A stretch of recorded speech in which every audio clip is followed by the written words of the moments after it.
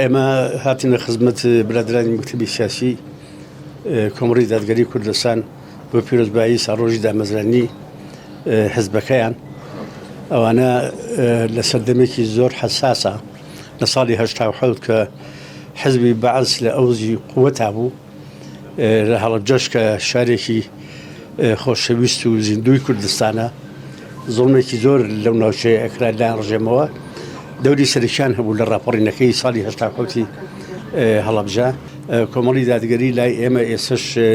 بەشێکن لە ناو کۆمەڵی پژمەگەدرینەکانی کوردستانە پژمەگەدرینەکانیان پیاوی تێکۆشتن ئەندامن لە کۆمەڵەکەمان هەروەکو شتێک واجبێکی نیشتیمانی و نەتەوەیش بە ئەرکی خۆمانمان زانی کە بێن پیرۆزبایان لێ بکەن بە سەلام بکەینەوە حرمەتیان هەیە لام و هەر سەردانەکەمان لەو وارە بوو هەر بۆ نوێنکردنەوەی دۆستایەتی و نزیکی ئەوانە بە حکمەوەی ئەوانە هەموو خوڕی ئەو میلەتەن و لە سەردەمێک لە هەر مناسبەیەکە یەکترمان ناسیوە و هەم بۆ پەیوەند بەهێزکردنی پەیوەندەکەم هەر وەکو واجبێکی خۆمان کە بۆ پیرۆزبایی بێن لایەن